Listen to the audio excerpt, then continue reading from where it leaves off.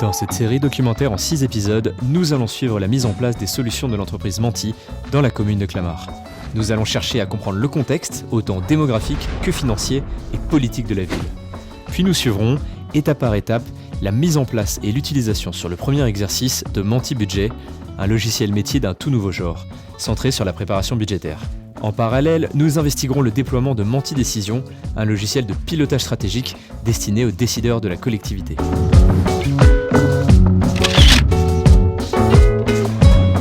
Nous sommes début octobre 2021. Clamart est une charmante ville des Hauts-de-Seine qui vit en ce moment une grande transformation, tant au niveau de la croissance rapide du nombre d'habitants que du développement massif de nouvelles infrastructures. Nous avons mis en place un projet très ambitieux, un projet qui permet de changer à la fois le cadre de vie, mais aussi les services proposés aux habitants, de développer de nouveaux quartiers sur les friches industrielles sans densifier les quartiers existants. Au milieu du mandat précédent, il y avait 23-24 000 logements. Il y en a 6 à 9 000 qui vont être livrés sur le mandat. Malheureusement, ces grands changements s'accompagnent de restrictions financières de plus en plus fortes pour la collectivité.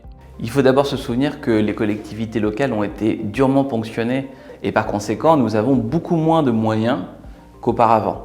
Et dans un environnement où la ville doit accueillir des nouveaux habitants et donc dépenser plus, mais dispose de moins de ressources, il faut être particulièrement vigilant sur chaque euro dépensé. On a demandé à tous les élus de s'impliquer dans la préparation budgétaire et de regarder avec les chefs de service non seulement comment faire des économies, mais aussi restructurer les services, casser les cloisons et pas simplement regarder dans un environnement constant, comment réorganiser les choses pour dépenser mieux. Et cette année, pour dépasser ces défis, Clamart s'est doté de la solution Menti Budget pour faciliter sa préparation budgétaire 2022.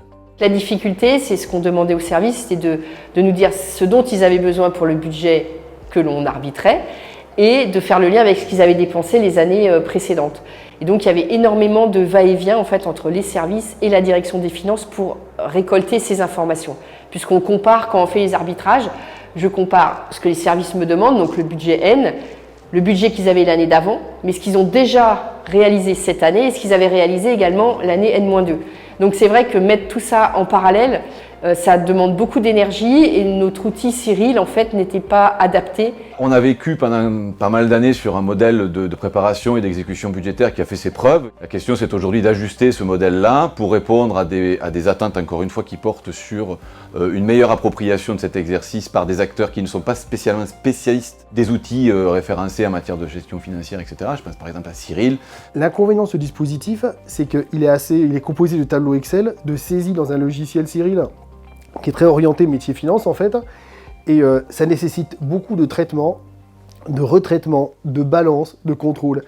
Et cette année, pour dépasser ces défis, Clamart s'est doté de la solution Menti Budget pour faciliter sa préparation budgétaire 2022.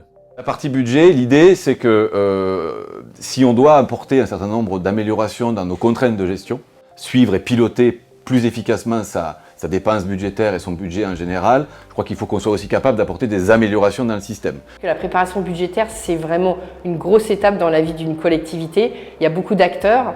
Tout ce petit monde doit travailler ensemble, donc l'idée, c'était effectivement de faciliter les échanges entre tous ces acteurs pour surtout qu'on puisse prendre les bonnes décisions d'arbitrage.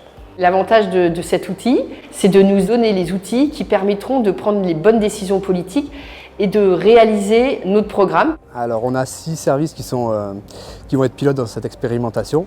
Il y a une réelle attente quand même de ces services et de la collectivité en général, dans le sens où la préparation budgétaire c'est quand même un exercice qui est assez chronophage. C'est-à-dire que la préparation budgétaire devrait être beaucoup plus fluide et en réunion c'est de parler d'attaquer directement fond, stratégie.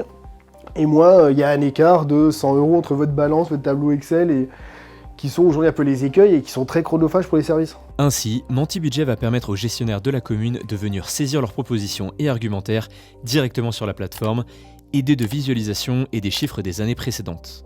Ce qui va faire évoluer en profondeur leur façon de préparer le budget. Ça va changer dans le sens où ils auront peut-être de façon beaucoup plus intuitive et je dirais de façon immédiate les informations dont ils ont besoin. Chose actuellement qui n'était pas possible puisqu'on travaillait avec des méthodes classiques style Excel, etc. et où les échanges sont très difficiles en fait. Le gros avantage que peut représenter aujourd'hui à mes yeux notamment Menti Budget, c'est bien l'idée que là où aujourd'hui on a une double voire une triple saisie dans la réalisation de la préparation budgétaire, de la validation budgétaire et de l'exécution budgétaire, on peut évidemment raccourcir ces étapes-là. C'est l'idée aussi qu'on puisse beaucoup plus formellement travailler sur nos budgets en mode projet. On compte sur Menti pour surtout bien accompagner tous les acteurs du budget. Parce qu'il y a les directeurs, comme je disais tout à l'heure, mais il y a aussi les DGA, il y a aussi les élus, et en fait, beaucoup d'acteurs et qui changent régulièrement tous les ans, en fait. On aura besoin de les former que sur un seul outil, Menti, et non pas comme actuellement, notre Amanou qui se faisait sur Excel, plus la saisie après sur Cyril spécifique à la préparation budgétaire. Donc là, ça va se regrouper, quoi. On est souvent sollicité pour aider les services dans leur construction budgétaire ou sur des questions d'imputation, ce genre de choses. Le fait de tout centraliser dans un seul document et non pas sur Excel et sur Cyril, ça va permettre d'être plus clair dans les explications et plus efficace. Ça peut nous faire vraiment gagner beaucoup de temps parce qu'en fait dans ma direction j'ai les comptables qui sont justement chargés de vérifier ces montants des années précédentes. Et c'est un travail qui leur prend beaucoup de temps, alors qu'au quotidien, ils sont sur l'exécution comptable. On a tout le temps des bons de commande à passer, ils n'ont pas forcément le temps de faire un travail d'analyse. Ce 8 octobre, Menti organisait une session de formation sur comment saisir ses propositions budgétaires avec les gestionnaires des services tests. C'était l'occasion de recueillir leur premier retour sur la plateforme. Ça a l'air d'être beaucoup plus ergonomique et plus dynamique que nos supports actuels. Donc on a hâte de découvrir la solution et de l'utiliser au quotidien. Ouais, bonne impression, franchement, le visuel est bien. Ça m'a paru facile à rentrer les données, la façon dont on les visualise. Je pense que les 6 services utilisateurs là, qui ont été un peu cobayes, c'est le premier réflexe, la première sensation qu'ils ont eue, c'est de nous dire « Ah bah oui, effectivement, c'est hyper clair, c'est intuitif et ils savent qu'ils n'auront qu'à saisir là et du coup ça paraît moins lourd quoi. Et on va pouvoir, avec les élus de leur secteur, avec leur DG de secteur, attaquer directement le fond des choses, le coût d'une action, le projet qu'ils le gèrent et on va passer beaucoup moins de temps sur des questions de forme et de lourdeur, quoi. Les services vont maintenant saisir leurs propositions pour l'année 2022. Ils ont 3 semaines, puis la commune passera aux réunions d'arbitrage. Dans les prochains épisodes, nous suivrons la saisie et les arbitrages pour ces 6 gestionnaires pilotes de la ville de Clamart.